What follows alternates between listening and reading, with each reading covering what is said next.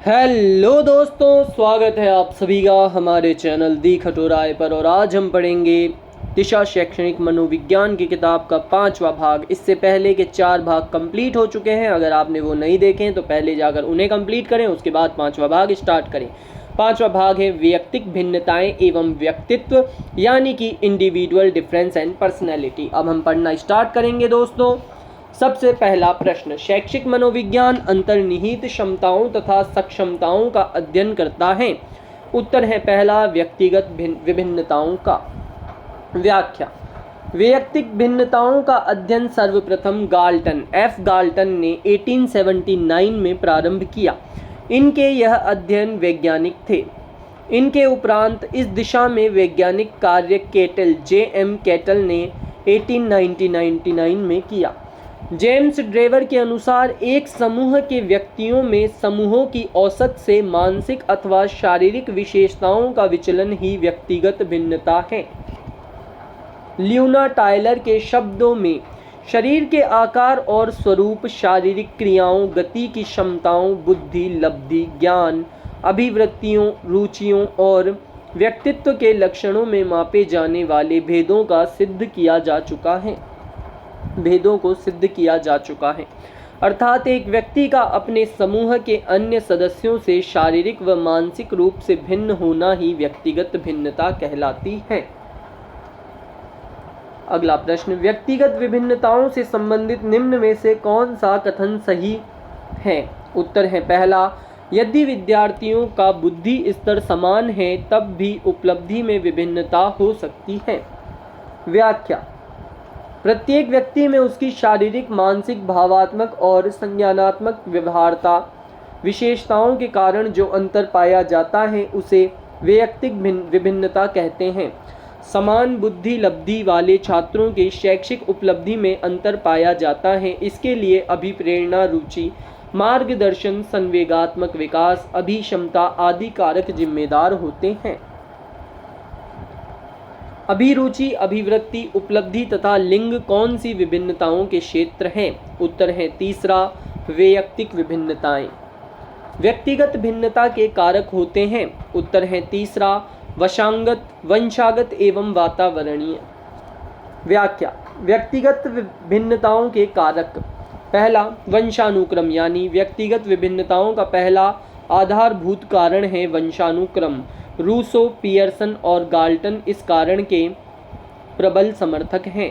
दूसरा है वातावरण, व्यक्तिगत विभिन्नताओं का दूसरा आधारभूत कारण है वातावरण। तीसरा है लिंग भेद, जाति, प्रजाति व देश। कौन सा व्यक्तिगत भिन्नताओं का कारण नहीं है। उत्तर है चौथा, निर्देशन। निम्नलिखित में से कौन से कथन विद्यार्थियों की वैयक्तिक भिन्नता को पूरा करने के लिए सबसे उपयुक्त हैं। इसका उत्तर होगा चौथा, यानी 4 to 1। सबसे पहला, पाठ्यक्रम को व्यवस्थित और लचीला बनाया जाना चाहिए। असाधारण बच्चों की शिक्षा के लिए अलग से व्यवस्था की जाए। और चौथा है, शिक्षण का तरीका छात्र की ज़रूरत के अनुसार होना चाहिए। अगला प्रश्न, भारत की विविध सांस्कृतिक भिन्नताओं में से व्यक्तिगत भिन्नता का मनोवैज्ञानिक आधार कौन सा है। उत्तर है पहला, बौद्धिक भिन्नता। एक व्यक्ति अपने आप में बहुत सी व्यक्तिगत विभिन्नताओं में वर्गीकृत होता है। यह वर्गीकरण है। उत्तर है पहला, आंतरिक वैयक्तिक भिन्नता का।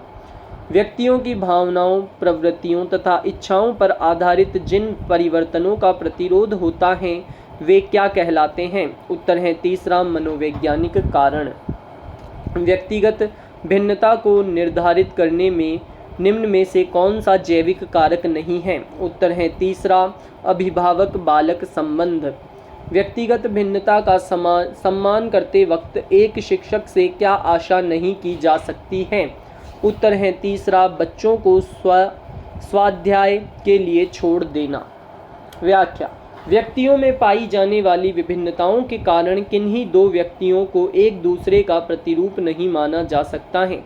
ये विभिन्नताएं इतनी अधिक होती हैं कि हम इनमें से केवल सर्वप्रमुख का ही विवरण प्रस्तुत कर सकते हैं।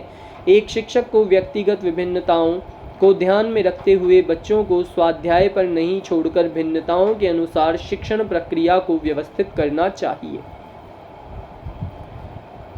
अधिगमकर्ता वैयक्तिक भिन्नताएं प्रदर्शित करते हैं, अतः शिक्षक को, उत्तर है तीसरा, विविध अधिगम अनुभव उपलब्ध कराने चाहिए। अगला प्रश्न, व्यक्तिगत भिन्नता का ज्ञान अध्यापक को मदद करता है, उत्तर है तीसरा, शिक्षण अधिगम क्रियाओं की योजना बनाने में।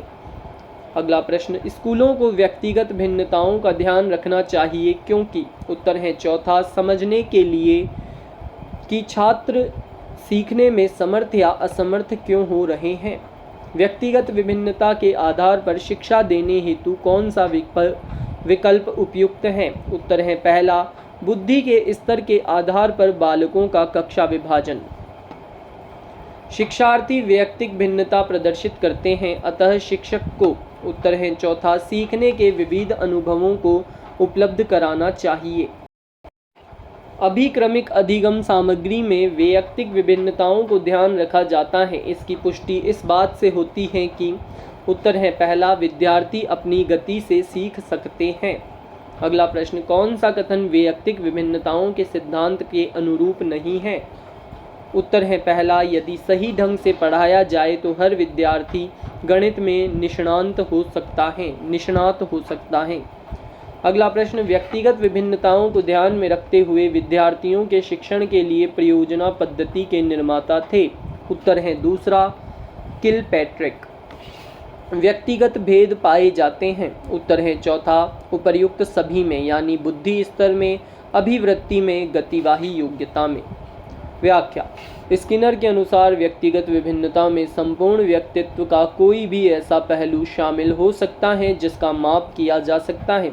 व्यक्तिगत विभिन्नता के प्रकार, पहला शारीरिक भिन्नता, दूसरा मानसिक भिन्नता, तीसरा संवेगात्मक भिन्नता, चौथा रुचियों में भिन्नता, पांचवा विचारों में भिन्नता, छठा सीखने में विभिन्नता, सातवां गत्यात्मक योग्यता में विभिन्नता, आठवां चारित्रिक भिन्नता और नौवां वैयक्तिक भिन्नता। व्यक्तिगत भेद हम पाते हैं, उत्तर है तीसरा, विचलनशीलता और प्रतिमानता में।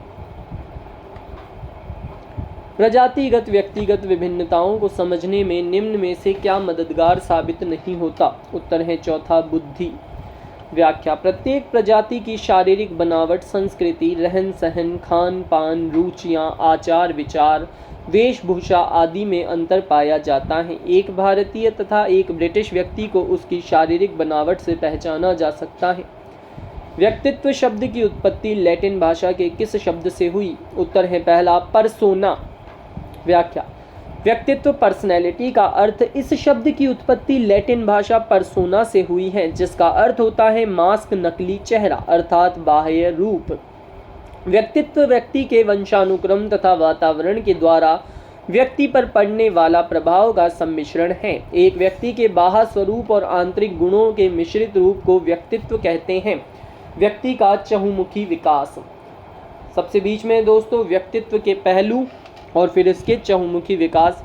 शारीरिक विकास होता है, मानसिक विकास होता है, सामाजिक विकास होता है, व्यक्ति का आध्यात्मिक विकास, चारित्रिक विकास और नैतिक विकास। पर्सनैलिटी शब्द किस भाषा के मूल से लिया गया है, उत्तर है चौथा, लैटिन। लैटिन भाषा के पर्सोना का अर्थ क्या है, उत्तर है चौथा, मुखौटा।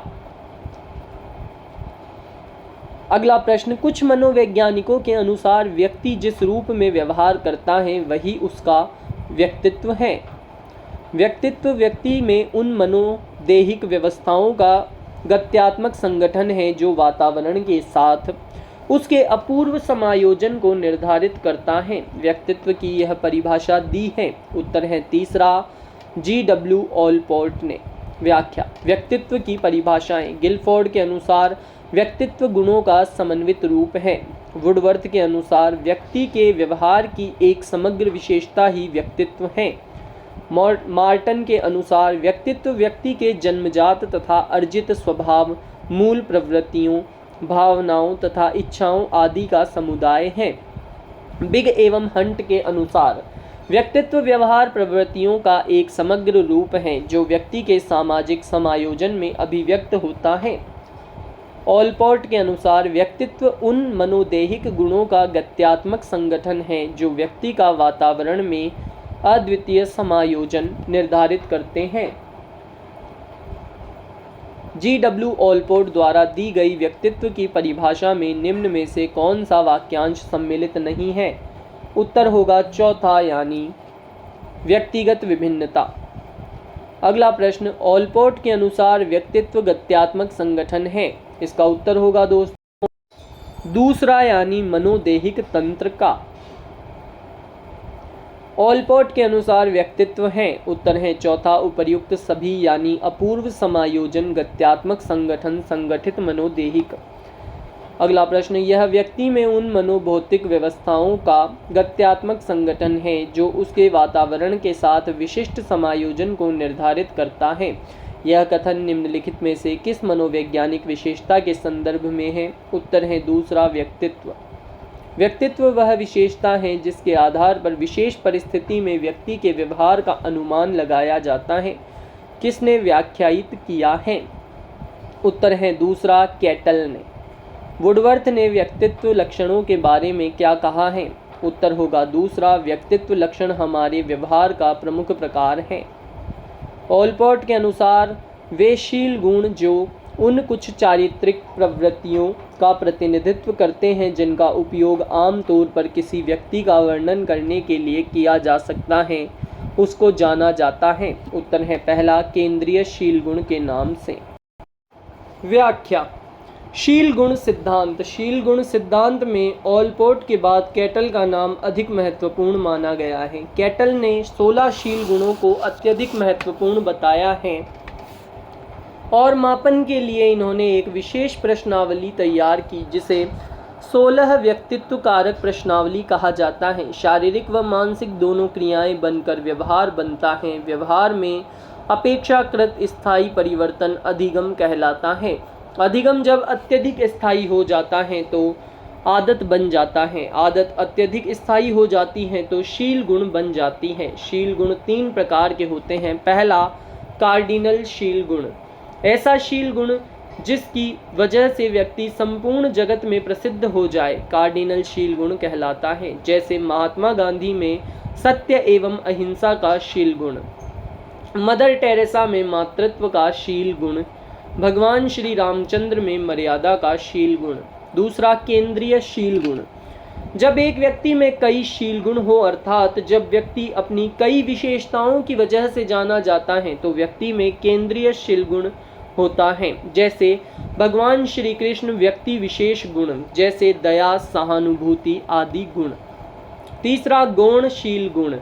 ऐसा शील गुण जो केंद्रीय एवं कार्डिनल शील गुण दोनों की मदद करता है, गौण शील गुण कहलाता है। अर्थात ये गौण आदत से थोड़े ज़्यादा स्थायी शील गुण गौण शील गुण कहलाते हैं। मीडॉटमिट की उपलब्धि में निष्ठा है और व्यक्तित्व की यह प्रकृति उसमें जीवन भर व्याप्त रहती है। ऑलपोर्ट के वर्गीकरण के अनुसार वह लक्षण कहलाता है। उत्तर है दूसरा, प्रधान कार्डिनल।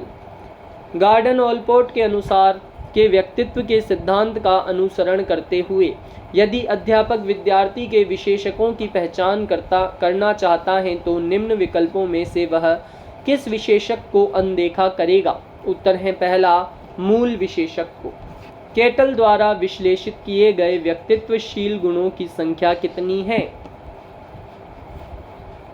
इसका उत्तर है 3 यानी 16। व्यक्तित्व का 16 व्यक्तित्व कारक सिद्धांत देने वाले मनोवैज्ञानिक हैं। उत्तर है तीसरा, कैटल। व्यक्तित्व को मापने के लिए 16 पीएफ प्रश्नावली किसने दी? उत्तर है तीसरा, आरबी कैटल। व्यक्तित्व का शील गुण सिद्धांत किसने प्रतिपादित किया है? उत्तर है बोनस आंसर था दोस्तों इसका। ये प्रश्न सेम टू सेम उठकर आया था, ये क्वेश्चन डिलीट हुआ था। यदि अध्यापक को बालक की अचेतन अभिप्रेरणा और चिंताओं का पता लगाना है तो निम्न में से किस परीक्षण का चयन गलत होगा? उत्तर है दूसरा, 16 व्यक्तित्व घटक परीक्षण। निम्न में से कौन सा उपागम व्यक्तित्व सिद्धांतों से संबंधित नहीं है? उत्तर है चौथा, प्रकार टाइप उपागम। भारतीय चिकित्सकों फिजिशियन के अनुसार व्यक्तित्व के 3 अवयव पित्त, बाइल, वात, वायु और कफ, म्यूकस हैं। व्यक्तित्व का यह वर्गीकरण क्या कहलाता है? इसका आंसर दोस्तों ऑप्शंस में नहीं है, व्याख्या पढ़ेंगे तो आ जाएगा। व्याख्या: भारतीय आयुर्वेद चरक संहिता के अनुसार स्वभाव के आधार पर व्यक्तित्व के प्रकार। पहला, वात प्रधान व्यक्तित्व, इसे सतोगुणी भी कहते हैं। दूसरा, पित्त प्रधान व्यक्तित्व, इसे रजोगुणी भी कहते हैं। तीसरा, कफ प्रधान व्यक्तित्व, इसे तमोगुणी भी कहते हैं। अगला प्रश्न, निम्न में से कौन सा व्यक्तित्व का जैविक निर्धारक है? उत्तर है पहला, आनुवंशिक प्रभाव। व्याख्या: व्यक्तित्व के निर्धारक घटक। पहला, जैविक कारक या आनुवंशिक कारक, शारीरिक संरचना तथा शारीरिक स्वास्थ्य, शरीर रसायन व ग्रंथियां, स्नायु मंडल, तंत्रिका तंत्र। दूसरा, पर्यावरणीय या सामाजिक कारक, जिसका संबंध व्यक्ति के आसपास के वातावरण व समाज से होता है। निम्नलिखित में से कौन व्यक्तित्व का जैविक निर्धारक नहीं है? उत्तर है चौथा, स्थितिजन्य संरचना। व्यक्तित्व का पहला प्रकारात्मक वर्गीकरण प्रस्तुत किया। उत्तर है तीसरा, हिप्पोक्रेटस ने। व्याख्या: व्यक्तित्व का पहला प्रकारात्मक वर्गीकरण यूनानी चिकित्सा शास्त्री हिप्पोक्रेटस ने शारीरिक द्रव्यों के आधार पर प्रस्तुत किया। पहला, क्रोधी, पीला द्रव्य बेचैन, तुनक मिजाज, क्रोधी व चिड़चिड़ा। दूसरा, निराशावादी, काला द्रव्य विषादी, चिंतित, निराशावादी, कुंठित। तीसरा, उत्साही, रक्त द्रव्य उत्साही, खुश मिजाज, सक्रिय, आशावादी। चौथा, विरक्त, कफ द्रव्य शांत, कमजोर, संवेदनहीन। हिप्पोक्रेटस द्वारा किए वर्गीकरण के अनुसार जो बालक निराशावादी, दुखी या संवेगात्मक रूप से कमजोर होते हैं उन्हें क्या कहते हैं? उत्तर है तीसरा, विषादग्रस्त, मेलेंकोलिक। अगला प्रश्न, अंतर्मुखता, बहिर्मुखता व्यक्तित्व का लक्षण निम्न के द्वारा प्रस्तावित हैं। उत्तर है पहला, हैंस आइसेंक। व्याख्या: कुछ मनोवैज्ञानिकों के व्यक्तित्व का वर्गीकरण मनोवैज्ञानिक गुणों के आधार पर किया है। इनमें जुंग, आइसेंक तथा गिलफोर्ड का नाम प्रमुख हैं। आइसेंक ने मनोवैज्ञानिक गुणों के आधार पर व्यक्तित्व के 3 प्रकार बताए हैं और ये इन्होंने 1947 में बताया। पहला, अंतर्मुखता, इंट्रोवर्जन तथा बहिर्मुखता, एक्सपर्वर्जन। दूसरा, स्नायु विकृति यानी न्यूरोटिसिज्म तथा स्थिरता, स्टेबिलिटी। और तीसरा, मनोविकृति, साइकोटिसिज्म तथा पराअहम की क्रियाएं, सुपर ईगो फंक्शन।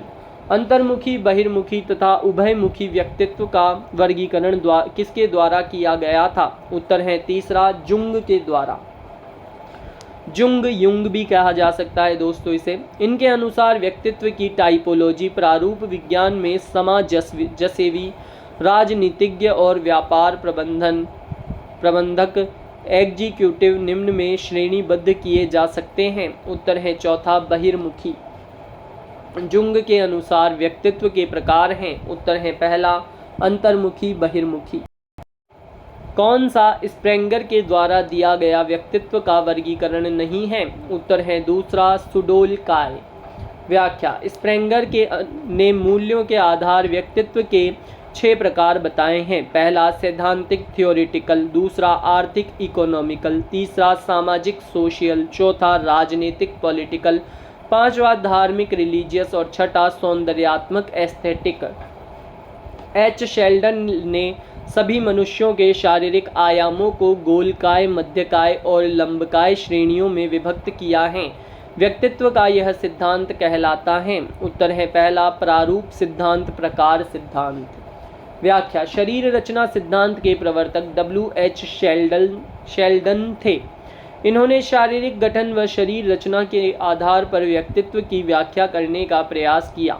शेल्डन के अनुसार व्यक्तित्व के प्रकार: पहला, गोलाकृति, एंडोमॉर्फिक, पिकनिक जैसा, गोल मटोल, भोजन प्रेमी, आराम पसंद, सामाजिक एवं हंसमुख।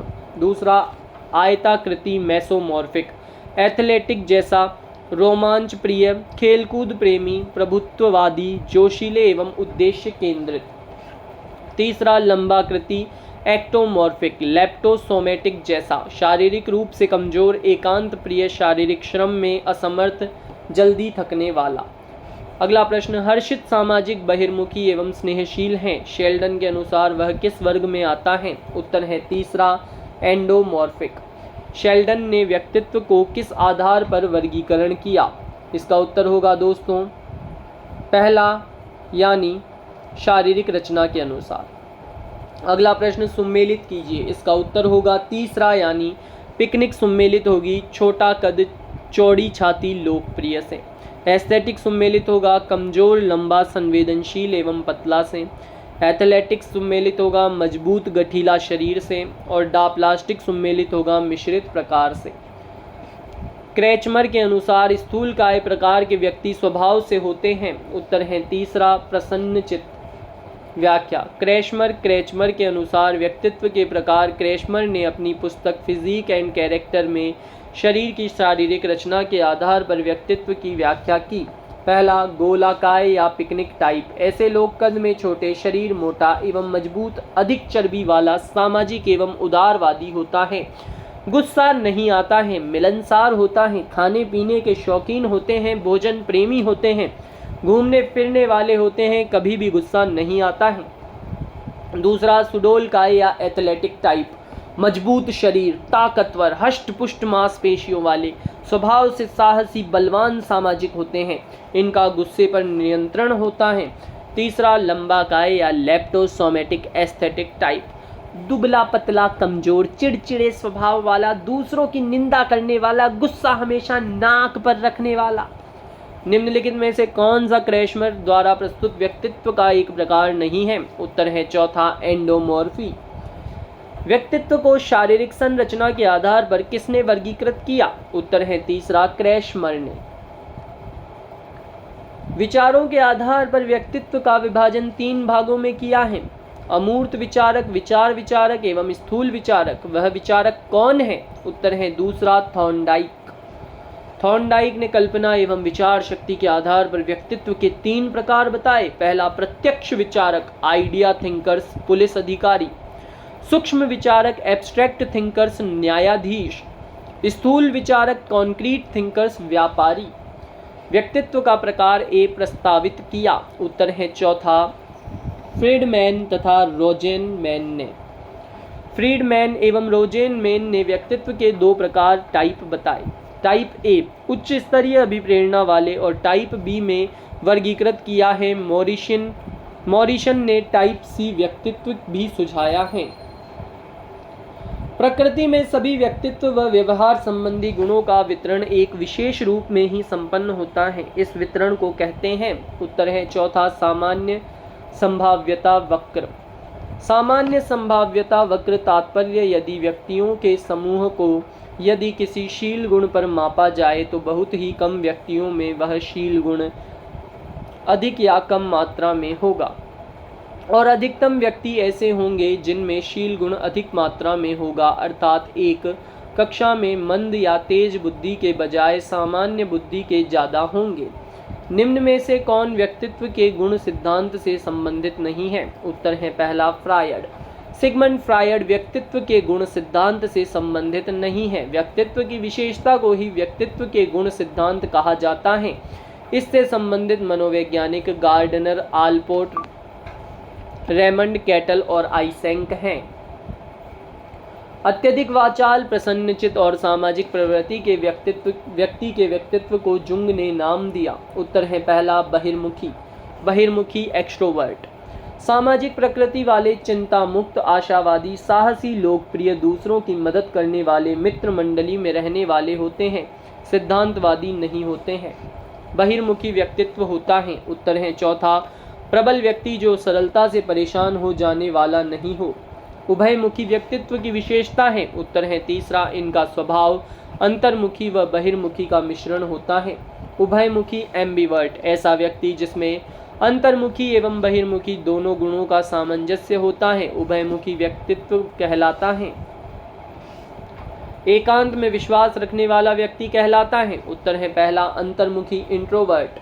अंतर्मुखी इंट्रोवर्ट संकोची, स्वार्थी, एकांत प्रिय, लज्जाशील, अल्पभाषी, आत्म केंद्रित सिद्धांतवादी होते हैं, सामाजिक नहीं होते हैं, अपनी वस्तुओं के प्रति सजग रहते हैं, साहित्य पढ़ने में रुचि रखते हैं, यहाँ गुस्से से कोई लेना देना ही नहीं है। दर्शन शास्त्री, तत्ववता, गणितज्ञ एवं विज्ञान चेता होते हैं। अंतर्मुखी व्यक्तित्व की विशेषता है। उत्तर है चौथा, इनमें सामाजिकता के गुण कम पाए जाते हैं। अंतर्मुखी व्यक्तित्व की विशेषताएं हैं। उत्तर है पहला, संदेही, शंकालु तथा एकांत प्रिय रहने वाले। अंतर्मुखी व्यक्तित्व का प्रकार है। उत्तर है दूसरा, मनोवैज्ञानिक प्रकार। किसने व्यक्तित्व के किसी भी सिद्धांत को प्रतिपादित नहीं किया है? उत्तर है पहला, B.F. स्किनर। व्यक्तित्व का मनोविश्लेषणात्मक सिद्धांत किसने प्रतिपादित किया है? उत्तर है दूसरा, सिगमंड फ्रायड। व्याख्या, मनोविश्लेषणात्मक सिद्धांत, इस सिद्धांत का प्रतिपादन फ्रायड ने किया था। उसके अनुसार व्यक्तित्व के 3 अंग हैं। पहला इदम आईडी, दूसरा अहम ईगो, तीसरा परम अहम सुपर ईगो। ये तीनों घटक सुसंगठित कार्य करते हैं जो व्यक्ति समायोजित कहा जाता है। इनमें संघर्ष की स्थिति होने पर व्यक्ति असमायोजित हो जाता है। पहला इदम आईडी, यह जन्मजात प्रकृति है। इसमें वासनाएं और दमित इच्छाएं होती हैं। यह तत्काल सुख व संतुष्टि पाना चाहता है। यह पूर्णतः अचेतन में कार्य करता है। यह पाशविकता का प्रतीक है। यदि व्यक्ति की शारीरिक इच्छाएं उसके मानसिक स्तर पर हावी हैं तो इस स्थिति को आईडी कहते हैं। ऐसे व्यक्ति अपराधी, भौतिकवादी, संसारिकता से ग्रसित होते हैं। उदाहरण, आपराधिक प्रकृति के लोग जैसे चोर, डाकू। एक तराजू पर अगर देखा जाए तो शारीरिक इच्छा भारी होती है मानसिक स्तर से, क्योंकि अगर इंसान को भूख लगेगी तो वो खाना खाएगा ही, चाहे कुछ भी करना पड़े उसे वो खाना खाएगा। दूसरा है अहम ईगो, यह इदम और परम अहम के बीच संघर्ष में मध्यस्थता करते हुए इन्हें जीवन की वास्तविकता से जोड़ता है। अहम मानवता का प्रतीक है जिसका संबंध वास्तविक जगत से है। जिसमें अहम दृढ़ व क्रियाशील होता है वह व्यक्ति समायोजन में सफल रहता है। इस प्रकार व्यक्तित्व इन तीनों घटकों के मध्य समायोजन का परिणाम है। यदि एक व्यक्ति की शारीरिक इच्छा और मानसिक स्तर दोनों के मध्य संतुलन है तो इस स्थिति को ईगो कहते हैं और ईगो वाले व्यक्ति में समायोजन की प्रकृति सर्वाधिक होती है। युवावस्था में ईगो अधिक होता है। उदाहरण, गृहस्थी वाले व्यक्ति में समायोजन की भावना हमेशा होती है। तराजू पर तोला जाए तो यहाँ पर मानसिक स्तर, शारीरिक इच्छा दोनों बराबर तुलेंगे। अगला, थर्ड, परम अहम सुपर ईगो, यह सामाजिक मान्यताओं व परंपराओं के अनुरूप कार्य करने की प्रेरणा देता है। यह संस्कार, आदर्श, त्याग और बलिदान के लिए तैयार करता है। यह देवत्व का प्रतीक है। यदि एक व्यक्ति का मस्तिष्क या मानसिक स्तर उसकी शारीरिक इच्छाओं पर हावी हो तो व्यक्ति की इच्छाओं का दमन होगा और व्यक्ति में परम अहम अधिक होगा। यह वातावरण में बढ़ता जाता है। वृद्धावस्था में परम अहम अधिक होता है। उदाहरण, त्यागी पुरुष, महापुरुष, महान विभूतियाँ जैसे गांधी जी, विवेकानंद, अब्दुल कलाम आदि। यहाँ पर तराजू में तोलेंगे तो मानसिक स्तर ज़्यादा भारी होगा शारीरिक इच्छा के तुलना में। अगला प्रश्न, फ्रायड के अनुसार मन की संरचना की सही कोटि है? उत्तर है दूसरा, इदम अहम अति अहम पराहम। मनोविश्लेषणवादियों के अनुसार अतृप्त असामाजिक इच्छाओं का संबंध है। उत्तर है दूसरा, इदम से। निम्न में से कौन सा व्यक्तित्व का भाग तार्किक रूप से नियंत्रित है जो वास्तविकता के नियम पर आधारित है? उत्तर है दूसरा, अहम। व्यक्तित्व का कौन सा भाग समाज के नैतिक मूल्यों और आदर्शों के आधार पर विकसित होता है? उत्तर है तीसरा, पराअहम। जिन इच्छाओं की पूर्ति नहीं होती उनका भंडार गृह निम्न में से कौन सा है? उत्तर है पहला, इदम। निम्नलिखित में से कौन सा हमारे इंद्रिय सुख की इच्छाओं का भंडार गृह है? उत्तर है पहला, इदम। फ्रायड की अनुशंसित व्यक्तित्व की बनावट के अनुसार निम्न में कौन मूलभूत तीव्र इच्छा के उठने के साथ ही तुरंत तथा अनैच्छिक रूप से सभी नियम तथा जीवन की सत्यता तथा नैतिकता की अवहेलना करते हुए संतुष्ट करता है? इसका उत्तर है दोस्तों तीसरा, यानी इदम। फ्रायड के अनुसार निम्न में से कौन सी विकास अवस्था में बच्चे का ध्यान जननांगों की तरफ जाता है? उत्तर है दूसरा, लैंगिक। वह प्रथम मनोवैज्ञानिक जिसने मानव व्यक्तित्व के अवचेतन भाग की व्यवस्थित रूप में छानबीन का प्रयास किया वह है। उत्तर है तीसरा सिगमंड फ्रायड। किसे अहमग्रस्त छात्र की विशेषता के रूप में नहीं माना जा सकता? उत्तर है तीसरा लक्ष्य की प्राप्ति हेतु छात्र अपेक्षित तल्लीनता प्रदर्शित करता है। एक संतुलित व्यक्तित्व वह है जिसमें, उत्तर है चौथा मजबूत अहम को बनाया जाता है। अगला प्रश्न, अवचेतन से प्रयुक्त व्यूह रचना जो अहम को दुश्चिता से बचाती है क्या कहलाती है? उत्तर है पहला रक्षा युक्ति। अहम का कार्य है। उत्तर है दूसरा इदम व वास्तविकता के बीच समन्वयक की भूमिका निभाना। सिगमंड फ्रायड के अनुसार अचेतन मन की विशेषताओं को ज्ञात करने की सर्वाधिक उपयुक्त विधि कौन सी है? उत्तर है दूसरा स्वप्न विश्लेषण। सिगमंड फ्रायड द्वारा प्रतिपादित मनोलैंगिक विकास की अवस्था निम्न में से कौन सी नहीं है? उत्तर है तीसरा इडिपस कॉम्प्लेक्स अवस्था। व्याख्या, सिगमंड फ्रायड ने इडिपस को लिंग प्रधान अवस्था की प्रवृत्ति माना है, न कि एक अवस्था। व्यक्तित्व के विकास को समझाने के लिए किसने इडिपस कॉम्प्लेक्स प्रत्यय का प्रयोग किया गया है? उत्तर है चौथा एस फ्रायड। मनोविश्लेषण का मानना है कि एक प्राथमिक साधन है जिसके द्वारा ईगो आईडी पर आच्छद रखता है, यह कहलाता है। उत्तर है चौथा दबाव। व्याख्या, मनोविज्ञान के एक स्कूल के रूप में मनोविश्लेषण की स्थापना सिगमंड फ्रायड द्वारा नैदानिक परिस्थितियों में की गई। मनोविज्ञान का इस स्कूल पर अत्यधिक प्रभाव पड़ा। मनोवैज्ञानिकों ने इसे प्रथम बल फर्स्ट फोर्स के रूप में मान्यता दी है। निम्न में से कौन सी विशेषता व्यक्तित्व को सीधे प्रभावित करती है? उत्तर है चौथा सभी, यानी शारीरिक गठन एवं सामाजिक व्यवहार, मानसिक एवं आध्यात्मिक योग्यता और संवेगात्मक आयाम एवं अनुभव। व्यक्तित्व मापन की एक तकनीक में कर्ता व्यक्ति को अनेक चित्र दिखाकर दृश्य पर आधारित पात्रों के विचारों एवं भावनाओं पर एक कहानी बनाने को कहा जाता है। यह तकनीक है। उत्तर है दूसरा प्रक्षेपी की। व्याख्या, प्रक्षेपी युक्तियां। प्रक्षेपण शब्द का प्रयोग सर्वप्रथम मनोविश्लेषणवादी सिगमंड फ्रायड ने किया था। व्यक्तित्व मापन विधियां। प्रक्षेपी विधि, सीधे सीधे ही व्यवहार का पता कर व्यक्तित्व का निर्धारण किया जा सकता है। व्यक्तिगत अध्ययन व्यक्तिनिष्ठ विधि है। प्रक्षेपी विधियां, रोरशा स्याही धब्बा परीक्षण IBT। दूसरी प्रासंगिक अंतर्बोध परीक्षण TAT। शब्द साहचर्य FWAT। अगली वाक्य पूर्ति परीक्षण SCT। बाल अंतर्बोध परीक्षण CAT। खेल एवं ड्रामा विधि परीक्षण PWM। दूसरा है अप्रक्षेपी विधियां। इनमें सीधे सीधे ही व्यक्तित्व का निर्धारण नहीं किया जा सकता है। अप्रक्षेपी विधियां आत्मनिष्ठ विधियां। पहली है आत्मकथा विधि, व्यक्ति इतिहास विधि, प्रश्नावली, साक्षात्कार, अनुसूची। ब है वस्तुनिष्ठ विधियां, निरीक्षण, समाज मिति, शारीरिक परीक्षण, मानदंड, मूल्यांकन। स है मनोविश्लेषण विधियां, स्वतंत्र शब्द साहस परीक्षण, स्वप्न विश्लेषण। प्रक्षेपण शब्द का प्रयोग सर्वप्रथम किस मनोवैज्ञानिक ने किया? उत्तर है दूसरा फ्रायड ने। व्यक्तित्व मापन में रोरशा परीक्षण का प्रयोग किस रूप में किया जाता है? उत्तर है तीसरा प्रक्षेपीय तकनीक। निम्न में से कौन सी तकनीक प्रक्षेपण तकनीक नहीं है? उत्तर है चौथा व्यक्तिगत अध्ययन। प्रासंगिक अंतर्बोध परीक्षण व्यक्तित्व को मापने की। उत्तर है तीसरा प्रक्षेपीय विधि है। निम्नलिखित में से कौन सा प्रक्षेपीय परीक्षण का उदाहरण नहीं है? उत्तर है चौथा MMPI।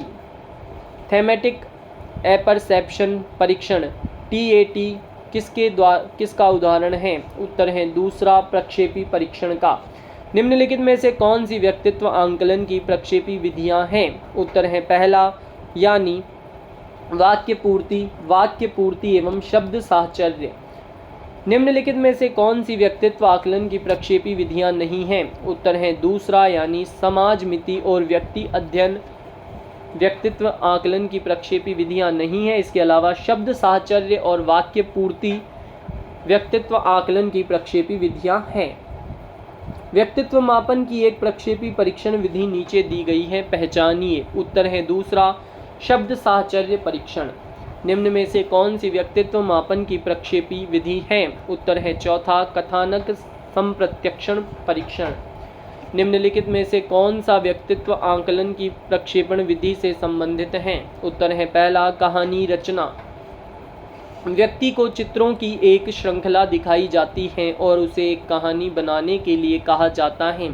यह डैश प्रक्षेपी तकनीक में प्रयुक्त किया जाता है। उत्तर है पहला, कथानक संप्रत्यक्षण परीक्षण। निम्न में से कौन सी तकनीक अचेतन मन में छिपी भावनाओं को जानने में उपयोगी है? उत्तर है चौथा, वाक्य पूर्ति परीक्षण। व्याख्या, वाक्य पूर्ति परीक्षण, सेंटेंस कंप्लीशन टेस्ट। इसका सर्वप्रथम प्रयोग 1930 में पाइन तथा टेंडल ने किया। इसमें अधूरे वाक्यों को जल्दी से जल्दी भरने को कहा जाता है, जिसके कारण परीक्षार्थी उन शब्दों का प्रयोग करता है जो उसकी इच्छा, भय, डर आदि को व्यक्त करते हैं। इस परीक्षण में परीक्षार्थी को अधूरा लिखा वाक्य दिया जाता है, जिससे प्राप्त उत्तर से उसकी अभिवृत्ति, भाव, इच्छाएं आदि का ज्ञान किया जाता है। इसे कहानी पूर्ति परीक्षण भी कहा जाता है। इस परीक्षण में कार्ड एवं चित्रों का प्रयोग नहीं किया जाता है। अधूरे वाक्य या कहानियों को प्रयोज्य अपने अचेतन मन के विचारों को लिखकर पूर्ण करता है, जिससे उसके व्यक्तित्व का पता लगाया जाता है। प्रासंगिक अंतर्बोध परीक्षण TAT किसके द्वारा दिया गया? उत्तर है दूसरा, मार्गन एवं मुर्रे। व्याख्या, प्रासंगिक अंतर्बोध परीक्षण, thematic appreciation test TAT। Morgan, Murray व मार्गन द्वारा विकसित यह परीक्षण व्यक्तित्व के अनेक आंतरिक गुणों के मूल्यांकन के लिए उपयोगी है। इससे व्यक्ति की विभिन्न मानसिक अवस्थाओं, कल्पना शक्ति, इच्छाओं, भावनाओं, प्रवृत्तियों तथा अनुभूतियों का अध्ययन किया जाता है। इसे कथानक बोध परीक्षण, विषय आत्मबोधन परीक्षण के नाम से भी जाना जाता है। इस परीक्षण का निर्माण 1935 में हार्वर्ड विश्वविद्यालय के CD मार्गन और HA मुरे के द्वारा किया गया। इस परीक्षण में प्रयोज्य को कुल कार्ड दिखाए जाते हैं, जिन पर अस्पष्ट सामाजिक परिस्थिति होती है। इसे देखकर उसे एक कहानी लिखनी होती है। कहानी लिखने के लिए उसे 5 मिनट समय दिया जाता है। इस कहानी का विश्लेषण करके प्रयोज्य के व्यक्तित्व का पता लगा लिया जाता है। कुल कार्ड 30 कार्ड, केवल पुरुषों के लिए 10 कार्ड, केवल महिलाओं के लिए 10 कार्ड एवं दोनों के लिए 10 कार्ड। कुछ किताबों में कुल कार्ड 30 + 1 31 कार्ड, केवल पुरुषों के लिए 10 कार्ड, केवल महिलाओं के लिए 10 कार्ड एवं दोनों के लिए 10 कार्ड। एक कार्ड सादा कार्ड होता है, जिस पर प्रयोज्य को लिखना होता है, जिससे उसके व्यक्तित्व का पता उसकी सोच के आधार पर लगाया जाता है। यह परीक्षण 2 सत्रों में किया जाता है। एक सत्र में लिंग के आधार पर 10 कार्ड तथा दूसरे सत्र में कॉमन 10 कार्डों का प्रयोग किया जाता है तथा सृजनात्मकता देखना चाहे तो दूसरे सत्र में ही सादा कार्ड भी दे दिया जाता है। अतः इस प्रकार एक व्यक्ति के व्यक्तित्व के मापन हेतु अधिकतम 20 या 21 कार्डों का प्रयोग किया जाता है। इस परीक्षण का प्रयोग 14 वर्ष से अधिक आयु के लोगों के व्यक्तित्व मापन के लिए होता है। महिला परीक्षण, केवल महिला कार्ड 10, सामान्य कार्ड 10, कुल हुए 20 कार्ड। पुरुष परीक्षण, केवल पुरुष कार्ड 10, सामान्य दोनों वाले कार्ड 10, 20 कार्ड। हेनरी ए मुरे तथा क्रिस्टियाना डी मार्गन द्वारा कौन सा परीक्षण निर्मित किया गया है? उत्तर है तीसरा, कथानक संप्रत्यक्षण परीक्षण। मुरे ने एक परीक्षण की रचना करके इतिहास रच दिया, वह क्या है? उत्तर है तीसरा, विषय आत्मबोधन परीक्षण। प्रासंगिक अंतर्बोध परीक्षण TAT में निम्नलिखित में से कौन सी सामग्री का उपयोग है? उत्तर है दूसरा, चित्र। निम्न में से कौन सी प्रक्षेपी परीक्षण है? उत्तर है पहला, TAT। निम्नलिखित में से कौन सी प्रक्षेपीय परीक्षण की विशेषता नहीं है? उत्तर है चौथा, वस्तुनिष्ठ व्याख्या। TAT परीक्षण में कार्ड की संख्या है? उत्तर है तीसरा, 30। व्याख्या, TAT में कुल 30 कार्ड आवश्यक है। यदि विकल्प में 30 नहीं दिया गया तो उत्तर 31 करना है। TAT किस प्रकार का उपकरण है? उत्तर है तीसरा, स्थितिपेक्षी। एक अध्यापक ने विद्यार्थियों का TAT परीक्षण किया ताकि उनमें निम्न की पहचान की जा सके। उत्तर है तीसरा, व्यक्तित्व की। रोरशा का प्रक्षेपी परीक्षण किसके मापन हेतु अभिकल्पित है? इसका उत्तर ऑप्शंस में नहीं है, व्याख्या से पता चलेगा। व्याख्या स्याही धब्बा परीक्षण विधि इंक ब्लॉट टेस्ट। इस परीक्षण का निर्माण स्विट्जरलैंड के प्रसिद्ध मनोवैज्ञानिक हरमन रोरशाह द्वारा 1921 में किया गया तथा इस परीक्षण में व्यक्तित्व का मापन करने हेतु प्रमाणित स्याही के धब्बे लगे 10 कार्डों का प्रयोग किया जाता है। यह परीक्षण मानसिक रोगों का पता लगाने के लिए बहुत उपयोगी सिद्ध हुआ है। इसके द्वारा व्यक्ति के संज्ञानात्मक, क्रियात्मक व भावात्मक पक्षों का सफलतापूर्वक अध्ययन किया जाता है। इस परीक्षण में 10 कार्ड होते हैं जिन पर विभिन्न रंग बिरंगे धब्बे हैं।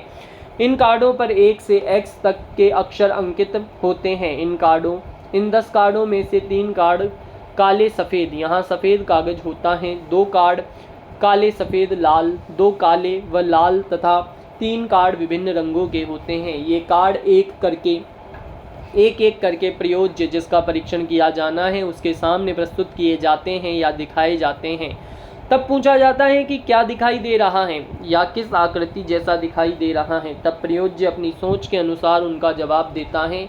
परीक्षक प्रयोज्य द्वारा दिए गए उत्तरों के विश्लेषण के आधार पर उसके व्यक्तित्व का पता लगाया जाता है। व्यक्तित्व की प्रक्षेपण विधि कौन सी है? उत्तर है पहला, रोरशाह स्याही का धब्बा परीक्षण। रोरशाह स्याही धब्बा निम्न में से किस श्रेणी में रखा जाता है? उत्तर है दूसरा, प्रक्षेपी तकनीकें। व्यक्तित्व निर्धारण हेतु स्याही के धब्बों के द्वारा परीक्षण इंक ब्लॉट टेस्ट का निर्माण निम्न में से किसने किया? उत्तर है पहला, रोरशाह ने। निम्न में से कौन सी व्यक्तित्व मापन की व्यवहारात्मक विश्लेषण विधि नहीं है? उत्तर है तीसरा, रोरशाह परीक्षण। रोरशाह व्यक्तित्व परीक्षण में कितने कार्डों पर विभिन्न रंग हैं? उत्तर है पहला, 3। रोरशाह स्याही धब्बा परीक्षण के संदर्भ में कौन सा कथन गलत है? उत्तर है चौथा, सभी कार्ड पर काले एवं सफ़ेद स्याही धब्बे होते हैं, ये गलत है। निम्नलिखित में से कौन सी व्यक्तित्व मापन की मनोविश्लेषणात्मक विधि नहीं है? उत्तर है दूसरा, साक्षात्कार। व्याख्या, व्यक्तित्व मापन की मनोविश्लेषणात्मक विधि के 3 प्रकार मुक्त साहचर्य शब्द साहचर्य स्वप्न विश्लेषण है। डिफरेंशियल एप्टीट्यूड टेस्ट DAT में निम्न में से किसके अतिरिक्त सभी उपमापनियां सम्मिलित हैं? उत्तर है तीसरा, चित्र निर्माण। CAT व्यक्तित्व परीक्षण की कौन सी विधि है? उत्तर है दूसरा, प्रक्षेपी। व्याख्या, बाल बालक अंतर्बोध परीक्षण चिल्ड्रन एप्रिसिएशन टेस्ट। इस परीक्षण का निर्माण लियोपोल्ड बेलक 1948 में किया। इस परीक्षण का उपयोग 3 से 10 वर्ष तक के बच्चों के व्यक्तित्व मापन हेतु किया जाता है। इसमें भी बालकों को कुछ चित्र दिखाए जाते हैं तथा उन चित्रों के आधार पर बालकों से कहानी लिखवाई जाती है और कहानी का विश्लेषण करके व्यक्तित्व का पता लगाया जाता है। इस परीक्षण में कार्डों की संख्या 10 होती हैं जिन पर जानवरों के चित्र अंकित होते हैं, परंतु इन जानवरों को मनुष्यों की भांति व्यवहार करते हुए दिखाया जाता है। इस परीक्षण के माध्यम से बालकों की विभिन्न रुचियों, क्रियाओं और समस्याओं का पता लगाया जा सकता है। बालक अंतर्बोध परीक्षण CAT में प्रयुक्त किए जाने वाले कार्डों की कुल संख्या है। उत्तर है दूसरा, यानी 10। बाल अंतर्बोध एपरसेप्शन परीक्षण का निर्माण किसने किया? उत्तर है दूसरा, बेलक ने। CAT मापन है। उत्तर है पहला, व्यक्तित्व।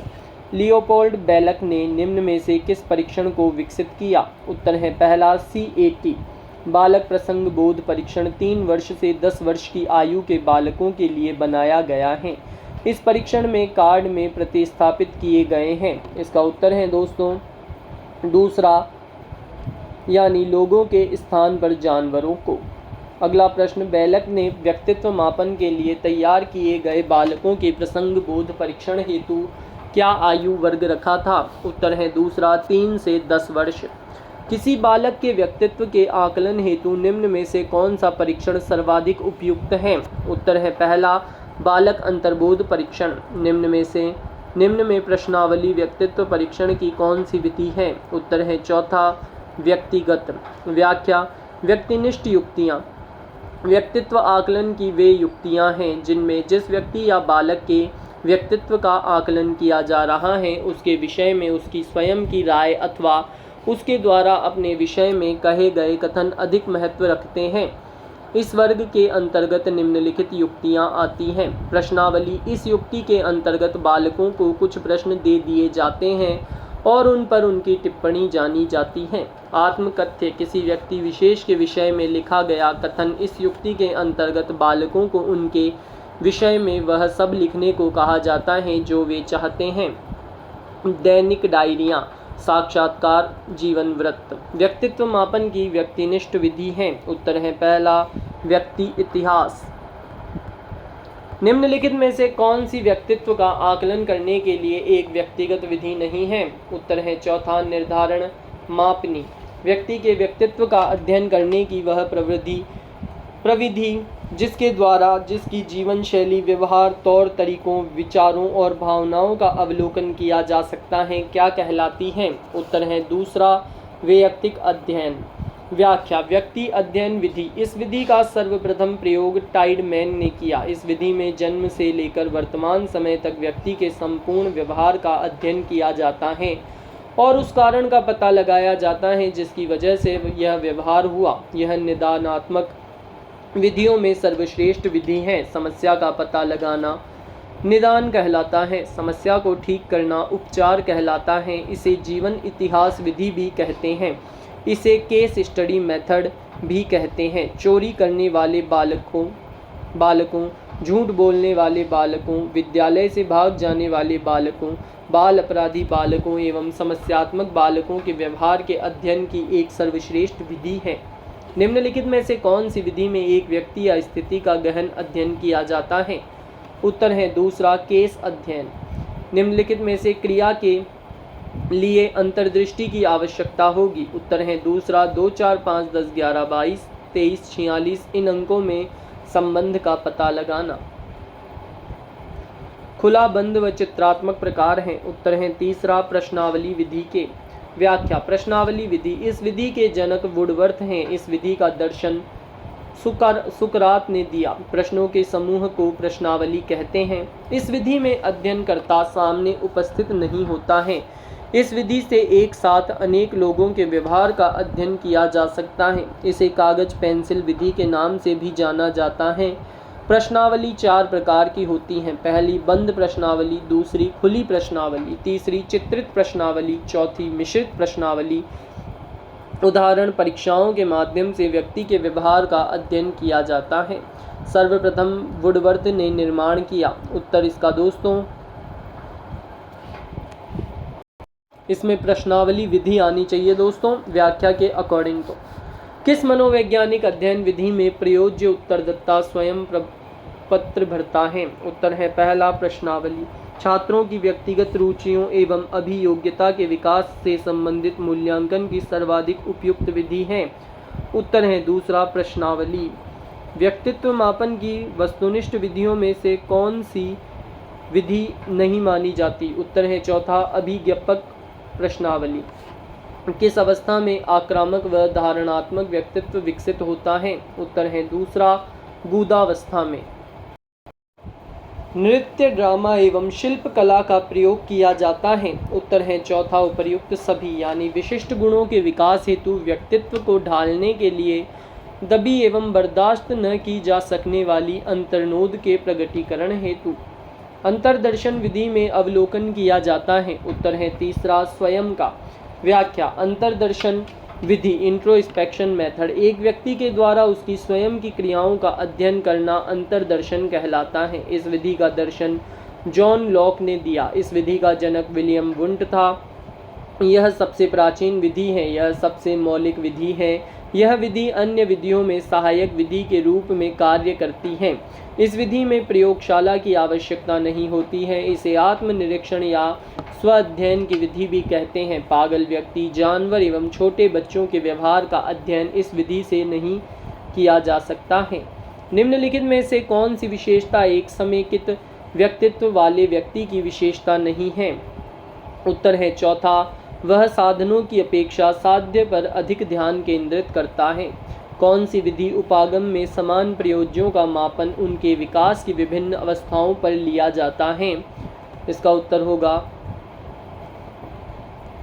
दूसरा, यानी समकालीन अध्ययन विधि। पास एलांग टेस्ट का विकास किसने किया? उत्तर है पहला अलेक्जेंडर। प्रक्षेपण विधि द्वारा किसका अध्ययन किया जाता है? उत्तर है दूसरा अचेतन अभिप्रेरणा का। नियंत्रित दशाओं के अंतर्गत किया गया अध्ययन कहलाता है? उत्तर है दूसरा प्रयोग। सामूहिक अचेतन का संप्रत्यय किसने दिया? उत्तर है तीसरा युंग ने। ईमानदारी के मूल्यांकन के लिए एक अध्यापक कृत्रिम वातावरण सृजित करता है जहां बालक पैसा चुरा सकता है। यह उदाहरण है? उत्तर है दूसरा परिस्थिति परीक्षण का। व्यक्ति आंकलन की प्रक्षेपी प्रविधियों की निम्नलिखित में से कौन सी एक विशेषता नहीं है? उत्तर है पहला चैतन्य अनुक्रिया। निम्न में से कौन सी प्रेक्षण विधि में प्रेक्षणकर्ता प्रेषित व्यक्तियों के समूह का सदस्य बन जाता है? उत्तर है पहला प्रतिभागी। किसी वस्तु या कार्य से जुड़ी भावनाएं हैं? उत्तर है दूसरा व्यक्तित्व के भावात्मक घटक। व्यक्तित्व एवं सांस्कृतिक प्रतिरूप नामक पुस्तक किसने लिखी है? उत्तर है दूसरा J.S. प्लांट ने। बाह्य आभास के आधार पर व्यक्तित्व का वर्णन कहा जाता है? उत्तर है दूसरा सतही दृष्टिकोण। व्याख्या। आधुनिक मनोविज्ञानी व्यक्तित्व को संगठित इकाई न मानकर गतिशील संगठन का और एकीकरण की प्रक्रिया मानते हैं। अंतर्स्रावी ग्रंथियां व्यक्तित्व को प्रभावित करने वाली किस कारक हैं? उत्तर है तीसरा आनुवांशिकता। भाषाई सापेक्षता प्राकल्पना किसने प्रतिपादित की? उत्तर है चौथा वार्फ ने। नवजात के स्वास्थ्य को जांचने के लिए प्रयोग में ली जाने वाली मापनी स्केल हैं? उत्तर है दूसरा APGAR स्केल। पूर्णतः प्रकार्यशील व्यक्ति का संप्रत्यय किसने दिया? उत्तर है पहला कार्ल रॉजर्स ने।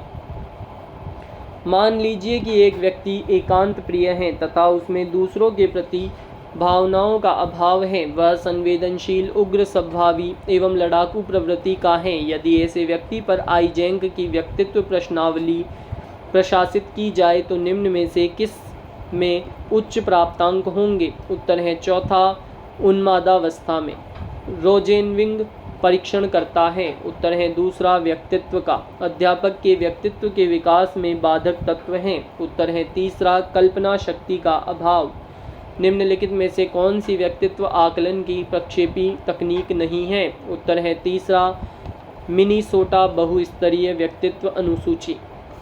व्याख्या। मिनीसोटा बहुपक्षीय व्यक्तित्व सूची MMPI परीक्षण का विकास हाथवे एवं मैकिनले ने 1940 में किया। इसका परिशोधित रूप MMPI-2 भी उपलब्ध है। इसमें 567 कथन है। यह 10 रोगों का मापन करती है।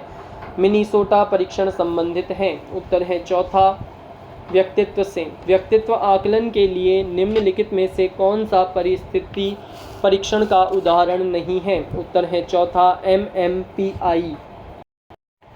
कौन सा व्यक्तित्व परीक्षण निदान के लिए वैध है? उत्तर है पहला MMPI।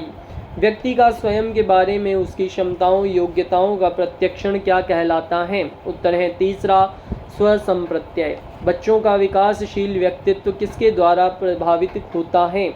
उत्तर है चौथा ग्रंथियों, परिवार और विद्यालय में प्राप्त अनुभवों द्वारा। प्रत्येक व्यक्ति का कार्य निश्चित योग्यताओं का प्रतिबिंबित होता है। किसी विशेष कार्य को करने में व्यक्ति अपनी समस्त मानसिक योग्यताओं में से कुछ को प्रतिदर्श के रूप में चुनाव कर लेता है। यह सिद्धांत किसने दिया? उत्तर है चौथा थॉमसन ने। स्वभाव में व्यक्तिगत विभिन्नताएं आधारभूत रूप से होती हैं। उत्तर है दूसरा जन्मजात। व्यक्तित्व की सैद्धांतिक अवधारणा के लिए निम्न में से कौन सा सत्य नहीं है? उत्तर है दूसरा यानी सामान्य। व्याख्या। व्यक्तित्व की प्रकृति गतिशील होती है, अर्थात व्यक्तित्व स्थिर नहीं होता है। डैश वो निकटतम वातावरण है जिसमें व्यक्ति रहता है। उत्तर है पहला सूक्ष्म प्रणाली। व्यवसाय चयन में व्यक्तिगत विभिन्नताओं को निम्न द्वारा समझाया जाता है। उत्तर है चौथा अभिक्षमता में अंतर। व्यक्तिगत विभिन्नताओं की प्रकृति के लिए निम्न में से कौन सी अवधारणा सत्य नहीं है? उत्तर है दूसरा अधिगम समानता। व्यक्तित्व मापन के लिए समाज मिति का विकास किसने किया? उत्तर है पहला मोरिनो ने। व्याख्या: जे.एल. मोरिनो द्वारा 1934 में समाज मिति का प्रतिपादन किया गया। इसमें किसी भी समूह में प्रथम द्वितीय पसंद के आधार पर सर्वश्रेष्ठ का पता लगाया जाता है। किसी समूह के व्यक्ति की लोकप्रियता ज्ञात करने की सर्वोत्तम व्यक्तित्व आकलन विधि है। उत्तर है दूसरा समाज मिति। सुमेलित कीजिए। इसका उत्तर होगा दोस्तों दूसरा पास अलोंग परीक्षण सुमेलित होगा अलेक्जेंडर से। सांस्कृति मुक्त परीक्षण सुमेलित होगा कैटल से। सम्मिलन सिद्धांत सुमेलित होगा जेजोंग से और आईक्यू सुमेलित होगा टर्मन से। यदि वैयक्तिक भिन्नताओं का सामान्य वितरण वक्र बनाया जाए तो कितने प्रतिशत लोग M+-16 की सीमा के बीच पाए जाएंगे? उत्तर है दूसरा 68.26%।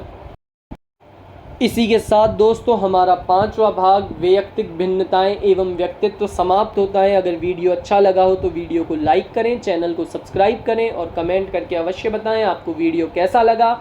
और आपको ज़्यादा ही अच्छा वीडियो लगा हो तो दोस्तों यूट्यूब के थ्रू आप हमें सपोर्ट कर सकते हैं। नीचे थैंक्स का बटन आ रहा होगा, उससे हमें आप सपोर्ट कर सकते हैं। और ऐसे ही वीडियोस देखते रहें। जितने भी बच्चे वीडियो देखें सभी वीडियो को लाइक करें।